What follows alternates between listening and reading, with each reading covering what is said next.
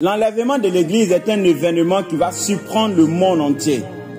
Personne ne sera prévenu d'avance, aucune société ne sera prête d'avance à faire face à cet événement. La Bible dit qu'en un clin d'œil, des millions et des millions de personnes vont disparaître dans le monde entier. Ça sera un événement sans précédent. Alors bien aimé, c'est un événement qui va amener le chaos, parce qu'avec la disparition des pilotes, il y aura des accidents, il y aura des morts. L'enlèvement de l'Église est bientôt sur le point de se produire, parce que les signes que Jésus avait donnés sont accomplis. Jésus a dit, quand vous verrez ces choses, levez les yeux, car votre délivrance est proche. Quand vous verrez l'homosexualité être légalisée, quand vous verrez les nations être perverties, quand vous verrez le péché battre son comble, levez les yeux et sachez que votre délivrance est proche. Le Seigneur Jésus dans Matthieu 24 nous a parlé des signes des temps de la fin. Il a parlé des famines, il a parlé des guerres, il a parlé des tremblements de terre, il a parlé de la persécution contre l'Église, il a parlé des faux prophètes, il a aussi parlé de l'iniquité qui allait s'accroître et il a parlé de l'évangile qui allait se répandre dans toutes les nations de la terre.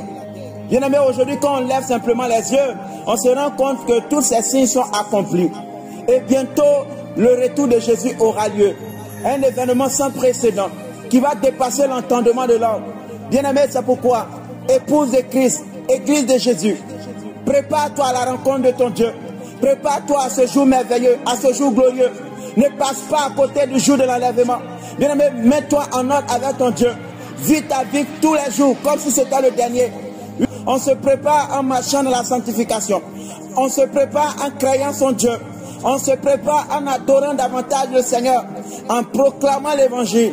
Bien-aimé, annonce haut et fort à ta famille, à tes amis, que Jésus revient, que le Seigneur est vrai, qu'il est le chemin, la vérité et la vie. Ce n'est pas le temps de cacher Jésus, c'est le temps de le proclamer haut et fort. La Bible dit la création entière attend avec un ardent désir la révélation des fils de Dieu. Bientôt, le Seigneur viendra prendre son épouse, viendra prendre ses adorateurs, ceux qui l'ont craint, ceux qui ont fait sa volonté, ceux qui ont marché conformément à sa parole. La Bible dit celui qui a le Fils a la vie. Il n'a pas dit celui qui a l'église. Tu peux aller à l'église tous les jours, mais si le Fils de Dieu ne vit pas dans ton cœur, tu n'as pas la vie. La Bible dit que celui qui n'a pas l'esprit de Christ ne lui appartient pas. Est-ce que tu as l'esprit de Jésus? Comment reçoit-on le Saint-Esprit? On reçoit le Saint-Esprit quand on reçoit Jésus comme Seigneur et Sauveur.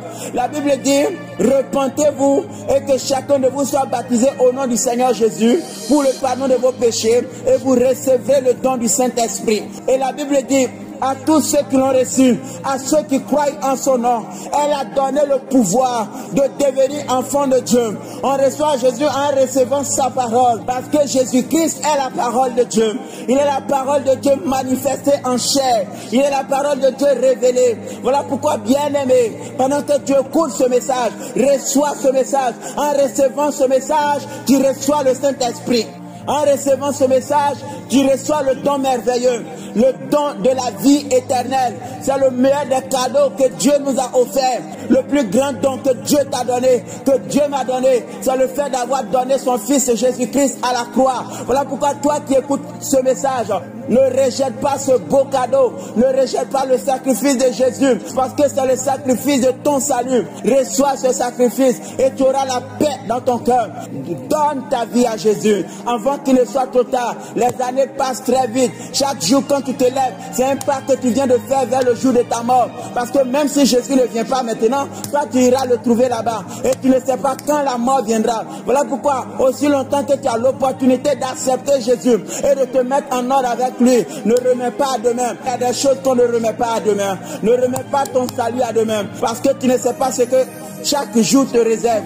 Il y a des gens qui avaient de grands projets, mais qui sont morts. Il y a des gens qui étaient en train de planifier beaucoup de choses, mais qui sont morts. La mort ne prévient pas. Et l'homme n'a pas de pouvoir sur le jour de la mort. C'est pourquoi aussi longtemps que tu as envie et que tu peux encore saisir l'occasion d'accepter Jésus et de le recevoir comme ton Seigneur et ton Dieu, fais-le maintenant. Parce que c'est aujourd'hui qui est pour toi. Jésus t'appelle aujourd'hui par le son de ma voix. Il te tend la main.